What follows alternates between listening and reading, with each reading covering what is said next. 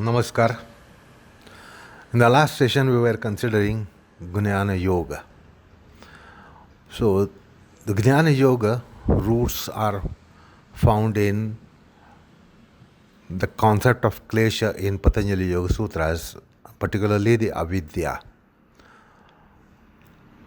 where avidya is of the nature of anitya being taken as nitya, ashuchi being taken as shuchi, the dukkha being taken as sukha, and anatma being taken as atma. So, the viveka is the key word in Gnana Yoga. Atma anatma viveka, nitya-anitya viveka, shuchi ashuchi viveka, sukha dukkha viveka, the discrimination. And therefore, the Gnana Yogi is on different plane than the common man. Because the common man is infested by the aviveka, indiscrimination. And with indiscrimination, we carry out our business activity of life. The Gnana Yogi might carry out business activity of life, but he has the discrimination between permanent, impermanent, soul and non-soul, or self and non-self, and the various other kinds of discrimination, such as sukha dukkha, atma anatma, nitya-anitya, sat-asat. And therefore, although he might be in business of life, and he seems to be carrying out the life like we do carry out, but he is on a different plane because of the viveka. And therefore, his psychodynamics are totally different in life, which we saw in the quotation of Bhagavad Gita, which in its one of the verses which we considered. The verse was in 2nd chapter, 69th verse. Ya nisha sarvabhutanam tasyam jagrati sanyami yasyam jagrati bhutani sa nisha pashyato munehe. So our psychodynamics and his psychodynamics are mutually contrary to each other. And that's how the Gnana Yogi and the Gnana Yoga was considered. Now we are coming to the Karmayoga. And these yogas are actually mutually integrated. It is not that they are watertight compartments. The Gnana Yogi is also a Karma Yogi. Karma Yogi is also Gnana Yogi. But then designations come because of the specializations or special conditions. Generally, any yogi is incarnation, manifestation, or personification of all the yogas, the Jnana, Karma, Dhyana, Bhakti. But however, coming to the Karma Yoga to understand what it is, the Karma Yoga roots are found in the sutra of asmita. So asmita sutra is the basis, and asmita is also countered by the Karma Yogic precept, is what the philosophies tell us. So the other thing about Karma Yoga is that Karma Yoga precedes Gnana Yoga. Although they are mutually including each other, the Karma Yoga precedes the Gnana Yoga because one is in business activity of life, and therefore handling the business activity of life properly is suitable to yoga. Karma Yoga is practiced, and therefore Bhagavad Gita is said to be primarily Karma Yoga Shastra. Anyway, so Karmayoga is also uh, aspect of yoga which comes after Ashtanga Yoga accomplished, because as we have seen, Ashtanga Yoga is a primary course in Adhyatma, in Paramartha, and the success of Ashtanga Yoga can only open out a corridor for Karma Yoga. So it's in a way postgraduate course. Now,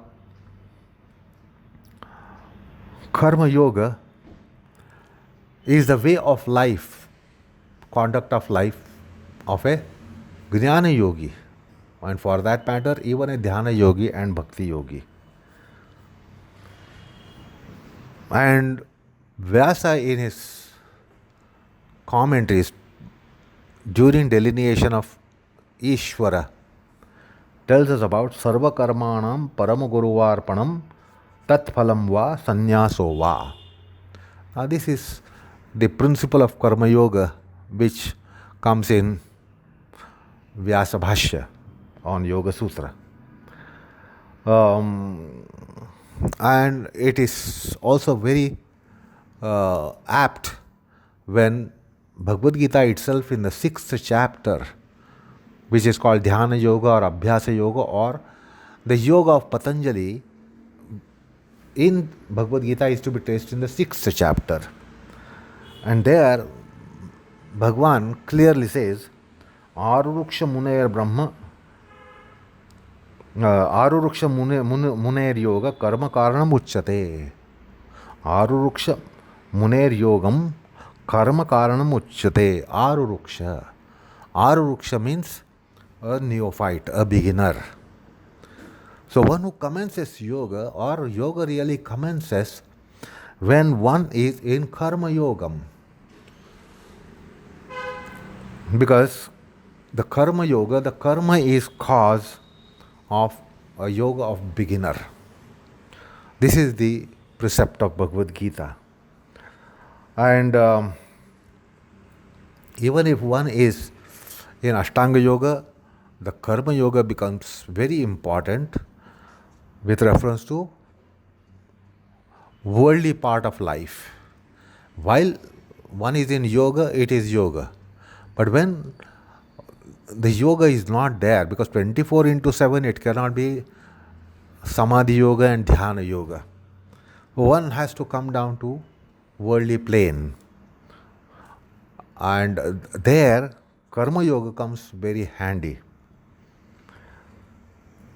The Karma Yoga must be, the framework of Karma Yoga must be maintained, protected, while one is not in yoga. And even when one is in yoga, the Karma Yoga principles don't really disappear.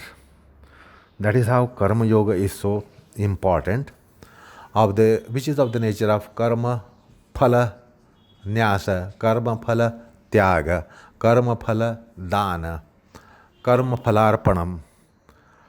And the karma is done with karma yogic state of mind. Now, basic principle in Karma Yoga, or the purpose of Karma Yoga, is to counter the I-ness, the clamor of I-ness. Because we worldly people are caught in the clamor of I-ness and mineness, which is actually asmita, which is a klesha, which is a perversion. But then whole life is woven around this misidentification of one's self. So with the Atmanatma Aviveka, the I-ness comes up and the mindness comes up, and we become agency or agents for our activities. And that is a very formidable foe in Adhyatma. So, in Adhyatma, the formidable foe is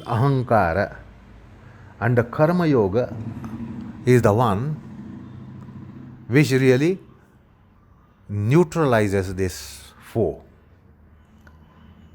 And therefore, in Adhyatma, Karma Yoga has enormous importance.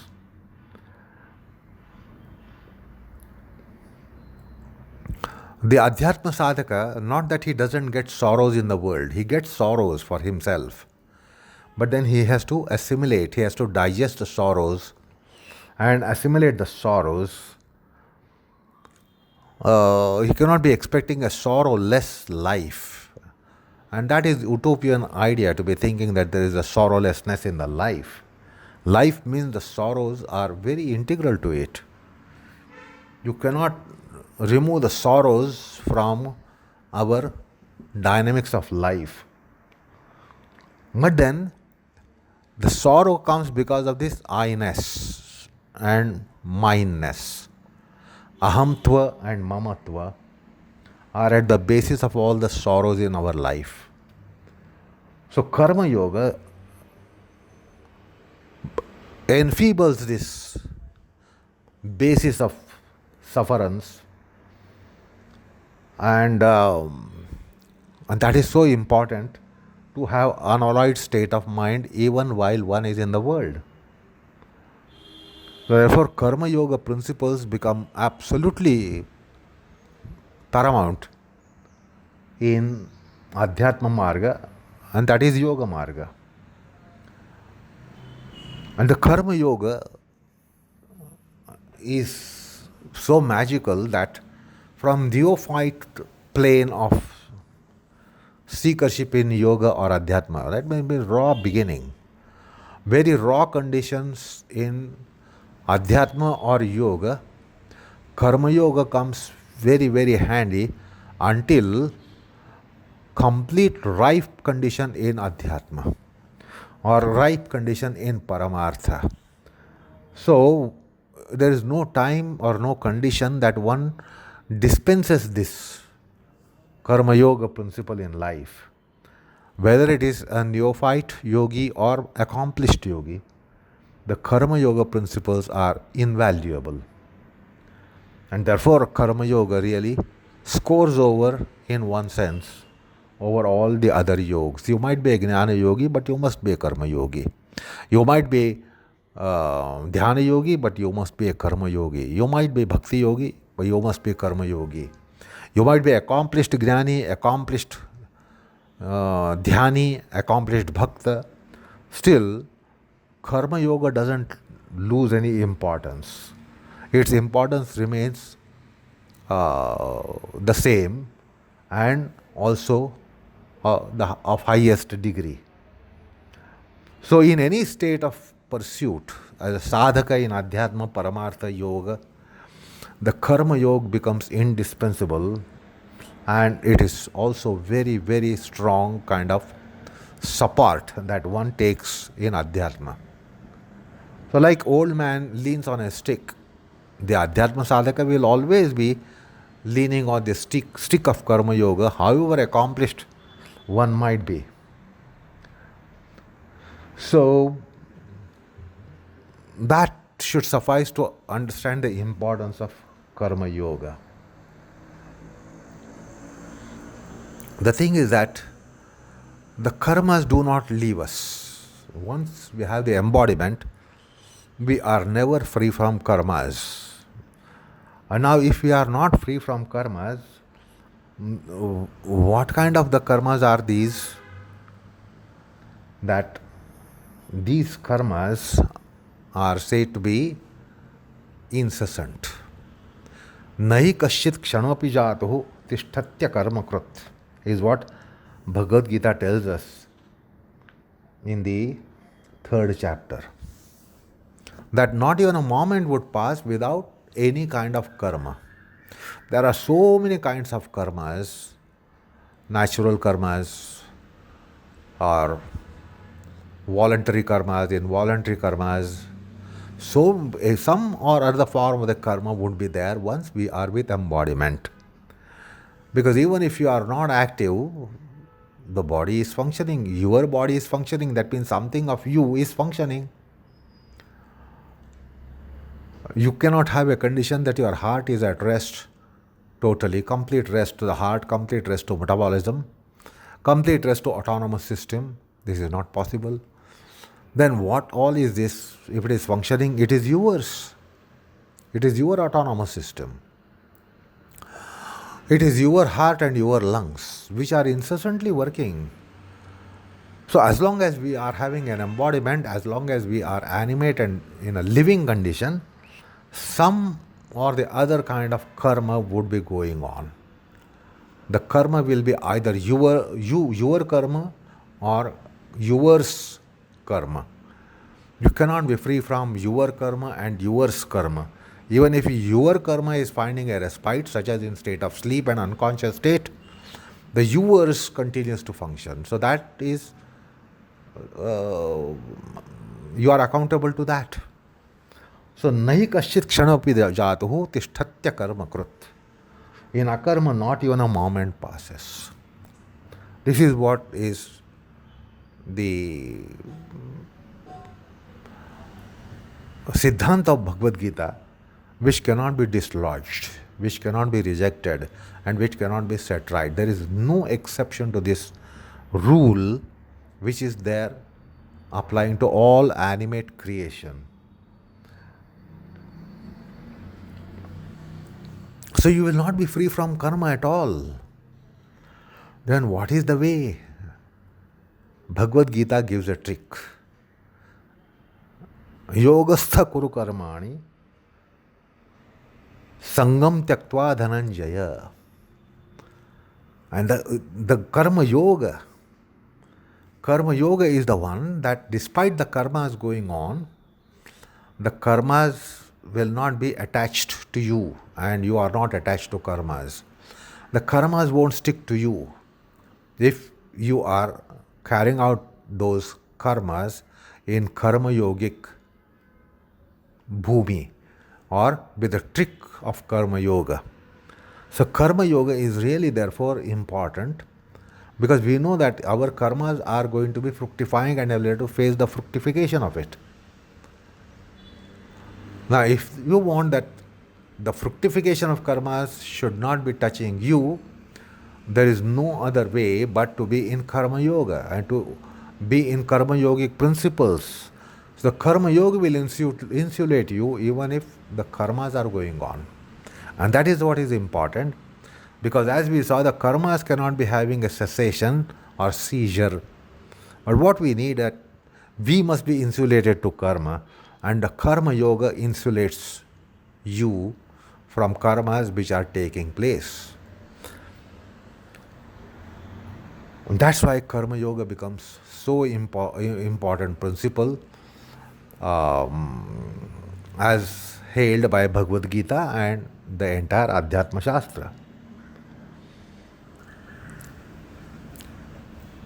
So Karma Yogi is aware of all kinds of karmas, different kinds of karmas.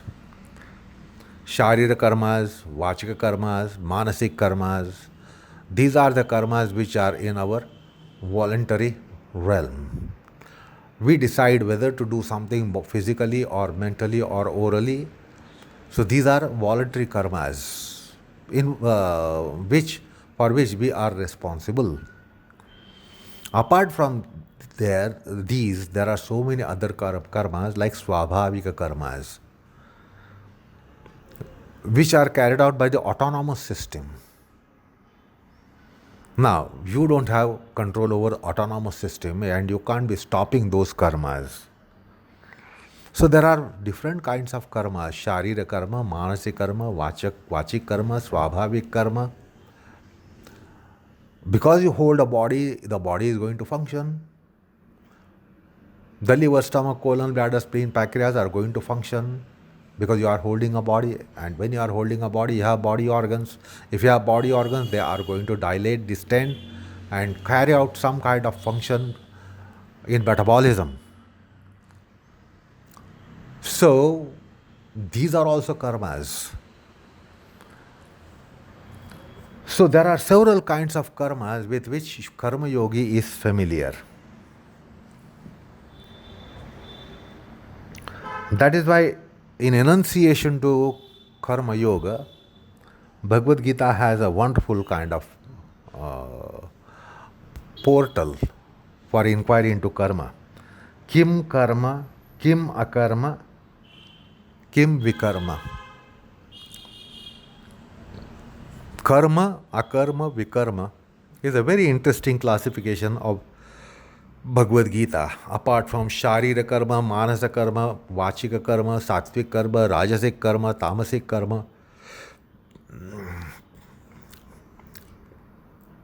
Nitya karma, Naimitic karma, Kamya karma. So many classifications are there in Adhyatma Shastra about the karma. And the Karma Yogi is well versed with the nuances and implications of these karmas. So, why Karma Yoga is important is one thing is that nahi kaschit kshanupi jatu tishtatya karma krut. And that is why Karma Yoga is important. Then there are karma, akarma, vikarma kinds of karmas. In some form or the other, the karma would be taking place. And there is a very, very intriguing kind of divergence in Bhagavad Gita. We think karma is to be doing and akarma is not to be doing. So this is very naive to understand that way. Not to do is akarma and to do is karma. Or whatever we are doing is karma, whatever we are not doing is akarma. But the nuances will tell us that that is not the case. Although literally it seems to be that way. Karma, akarma. So, very intriguing verse comes in Bhagavad Gita where Bhagwan himself says, Karmani akarmaya pashyet akarmani cha karmaya sa buddhiman manusheshu sa yukta karma krishna karma krut. So, wise man is he that who sees akarma in karma and karma in akarma. So, akarma is also a kind of karma as much as karma is a kind of karma. So, a wise man is he who sees akarma in karma and karma in akarma. Doing in non-doing and non-doing in doing. When you are non-doing, in a non-doing condition, you are doing something. And when you are in doing condition, you are not doing something and somewhere. So wise man is he, one who sees akarma in karma and karma in akarma.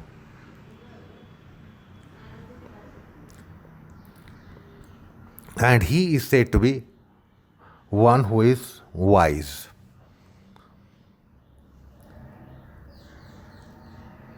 Now, see how Gnanayoga comes in here.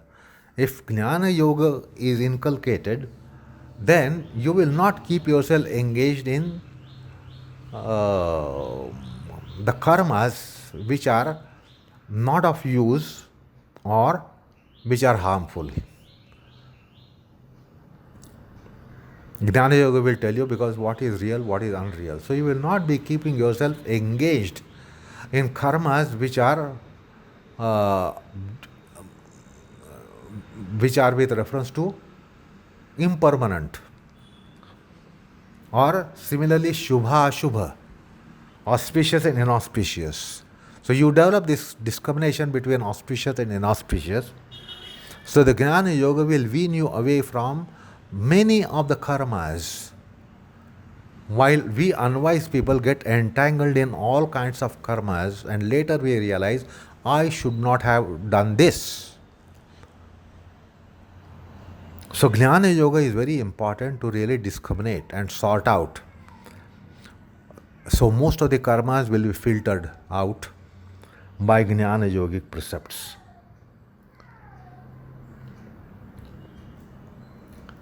So therefore Gnana is important weapon to be in Karma Yoga, or Gnana Yoga is important tool to be in Karma Yoga.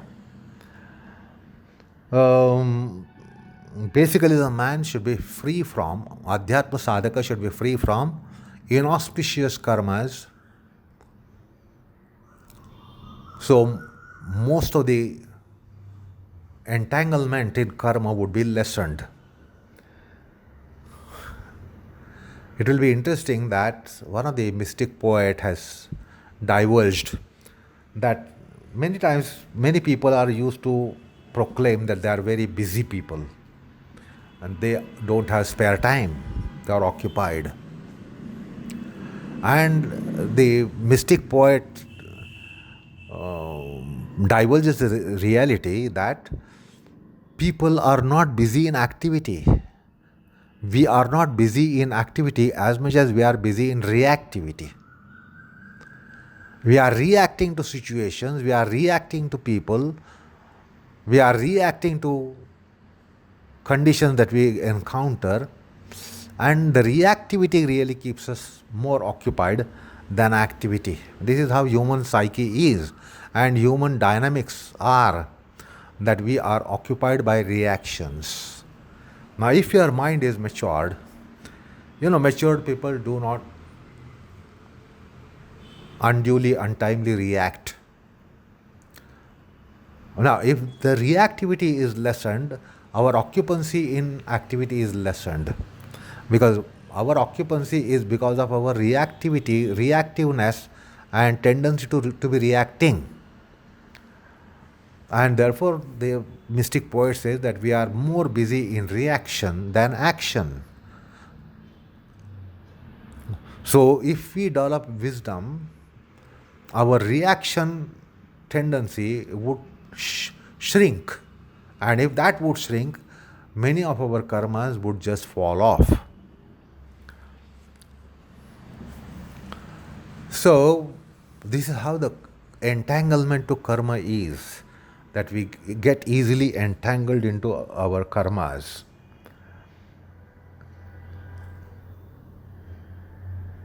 And therefore, Bhagavan in one place in Bhagavad Gita says, Tat te karma pravakshyami yat gnatva mokshase ashubhat. So, first of all, we must be free from ashubha karma. Because ashubha karma is the one which is going to bear out all rotten fruits. And when there are rotten fruits, naturally we will be reacting. If you have taken a bite of a fruit which is rotten, what happens to your reaction? You are angry, you are frustrated, etc. And then you react, having taken a bite of rotten fruit or a bad fruit. So we react immediately. And you can understand the reaction when you have taken a bite of very sweet mango on one hand. What are your reactions? On the other hand, you have by mistake taken a bite of rotten mango.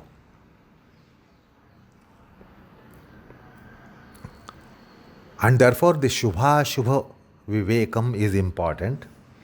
And therefore Krishna promises, he says, I will give you this wisdom, or I will tell you about this wisdom.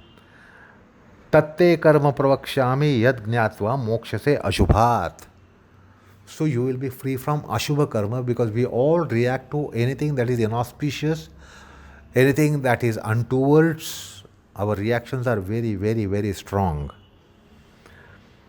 And then we get entangled into karma chakra. So,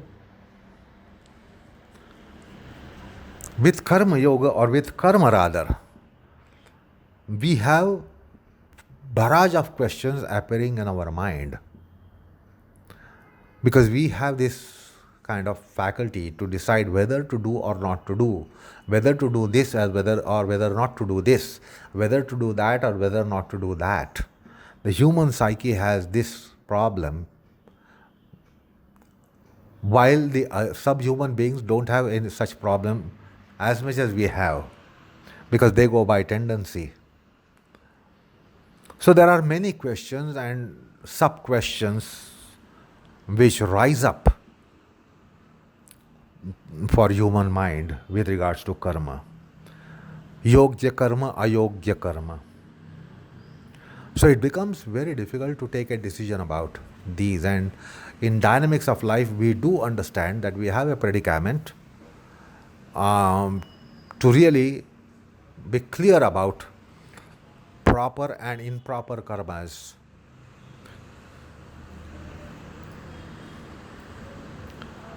And even if we decide that this is something that should be done, the next problem comes: how much to do and how much not to do, when to do and when not to do, where to do and where not to do. So there are so many sub questions which are sprouting from the main question: should I do this or should I not do this? So even if you decide, yes, I should do this, then you have sub questions coming up: when, where, how. So therefore, the karma is really very, very complex aspect. And whether the decision is in our hands, whether to do or not to do, and what to do and what not to do, that might be in our hands, but the fruits are not in our hands. When the fructification will take place and whether it will take or not, or should it take or not, is not in our hands. We can only decide whether to do or not to do. And then the complexity increase. And then we have lots of turbulence in our psyche, consciousness, mind. So we understand how the life dynamics are very, very complex. And in order to mitigate or reduce the complexities, Karmayoga is the magic. And that is why the Karmayoga is so important, vital in Adhyatma, so that our path is smooth. So therefore, Bhagavad Gita tells us about our predicament. Kim karma, kim akarma, iti kavayaha api atra mohitaha. Even the wise people are confused between karma and akarma, because as I said, in karma there is akarma, and in akarma there is karma. In doing there is non-doing, and there is non-doing in doing. The simplest way to really understand this tangle is, if you are doing something, you are doing something by not doing something. If you are here now, you are here by not being at home. And by not being at home, you are not doing what you would have done at home. So karma has always akarma. If you are doing something, so if you are doing something, you can imagine, in absence of doing this, what would I have done? And that you are not doing to be doing this. So if you are here and doing something here, you are not doing what you otherwise would have been engaged with by not being here and by being back home. So that is not done for you to be doing this. So the not doing is integrated with doing. Now if you are not doing, you are not doing in place of what you would have otherwise done. So akarma has karma attachment and karma has akarma attachment. So if you are doing something, you are doing it by not doing something, which alternately you would have done. If you are not doing something, in not doing something, alternately you are away from what you should have done, you would have done, optionally or alternately. And that's why this karma akarma is quite mysterious and quite complex thing. Then that is one thing. The karma itself is complicated, then karma phala. What will be the karma phala cannot be decided by you. You can only decide on karma. I will do this or I will not do this. Or perhaps I will do this way and I will not do this way. Or I will do this much and not that much. So you can perhaps decide all these dimensions of karma. But karma phala is not in your hands. As to when the fructification will take place, what kind of fruition will take place, you can decide on your act, but you can't decide on your fruits. So it becomes further more complicated. So Bhagavad Gita says in one place, Karmano api bodhavyam cha vikarmanaha akarmanascha bodhavyam gahana karmano gatihi. So karma, akarma, vikarma. Bhagwan says that you must try to understand this, crystallize this properly as to what is karma, what is akarma, what is vikarma. So he says, karmano api bodhamyam cha vikarmanam api bodhavyaha. You must also know vikarma. You should know karma, you should know vikarma. You should inquire into karma, you should inquire into vikarma. You should also inquire into akarma. Akarmanyascha bodhavyam gahana karmano gatihi. And because we are not clear about karma, akarma, vikarma, the karma phala becomes very, very gahana. And then very, very confounding, confusing. Because we are not clear about these three kinds of karmas. And then with regards to karma, we saw karmani akarmaya pashed akarmani cha karmayaha. In akarma you see karma, you should see karma. In karma you should see akarma. Sa buddhiman manusheshu sa yuktaha krishna karma krit. So one who has this wisdom will not be bound by karmas. So in Karmayoga, you should be clear about various kinds of karma. And then Karma Shastra, Karma Yoga Shastra, Dharma Shastra tells us about these kinds of karma. Nitya karma, naimittik karma, kamya karma, nishiddha karma, swabhavik karma. And then Sharira karma, Manasa karma, Vachika karma, Satvik karma, Rajasic karma, Tamasic karma, Punya karma, Papa karma, Shubha karma, Ashubha karma. So all these classifications are clearly understood by pursuit of Karma Yoga Shastram. And precisely the Gita Shastram. Gita Shastram will give you the vision, and what is very, very complicated will be opened out for our wisdom. So Karma Yoga Shastra starts defining all these karmas and starts developing speciality to identify the type and mode and class of karma. And therefore this is the Gnana itself. It is the Gnana which will help you develop clarity with respect to complex karmas, complexities of karma, complexing karmas, confusing and confounding karmas, intriguing karmas.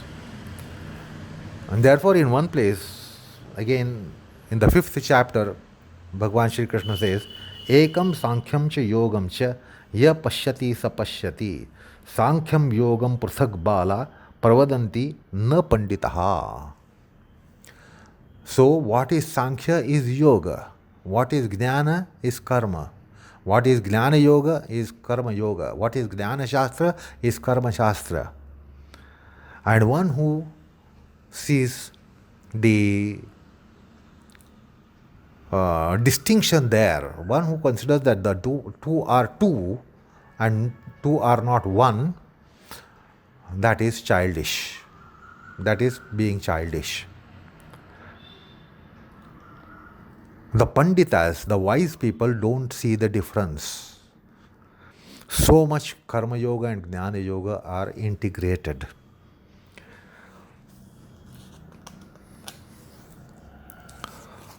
Now, karma pravrutti is very natural to we beings. Like the moment we are in a wakeful state, we start identifying what should I do and what should I not do. We go on selecting do's and don'ts. So that's the prathama pravrutti, that's the first motivation that we want to really get on to doing something. Now, if we are getting on to doing something, that should not be ashubha, that should not be inauspicious, that should not be bad, that should not be vicious. Because the karma pravrutti is a magnetism in us, that we will be getting engaged into some kind of karma or the other.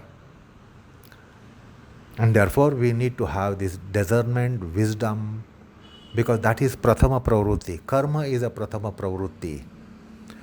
When even the baby is coming to a wakeful state, it starts moving the limbs. It starts moving the head this way and that way, its eyes goes here and there, this, and tries to see something. So the karma immediately commences the moment you are in a wakeful state, the moment you come to a wakeful state, you get to doing something. That's why when your sleep is over, you get up and get to doing something. So it is so natural to a wakeful state. Karma is very, very, very natural to a wakeful state. No one can really escape the gravity of karma. And that's why the Karmayoga becomes very important, because it's going to be very natural, spontaneous, that we are engaged in some kind of the other activity.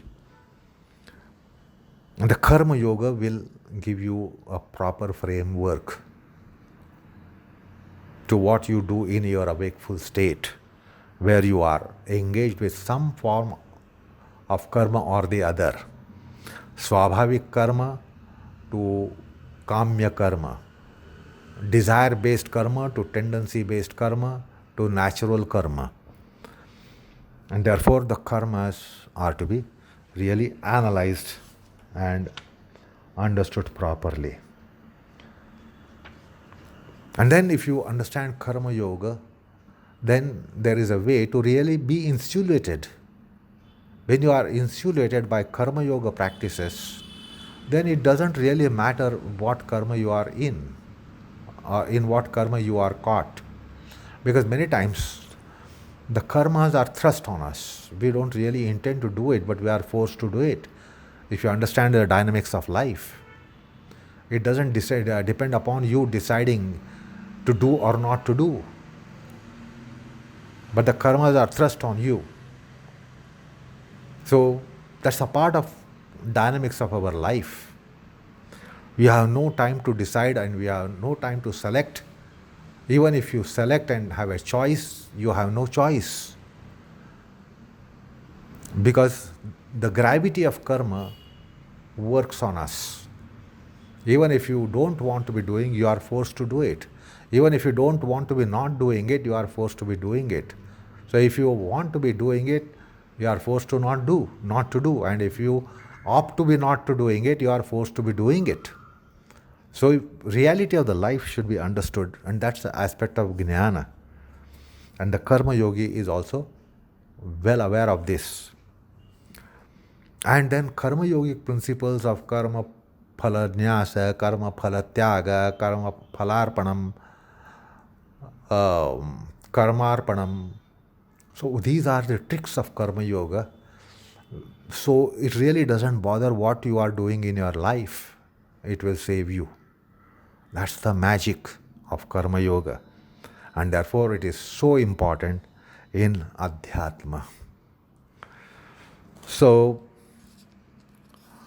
we are trying to understand the important aspects in Karma Yoga, which is classification of karma, the classes of karma, the types of karma, the modes of karma, the instruments of karma. And there is so much to really think about the dynamics of karma. And Bhagavad Gita tells us about all that. So we'll proceed to understanding of these karmas of various classes and much more about the trick of Karma Yoga. But that is next time. Namaskar, all of you.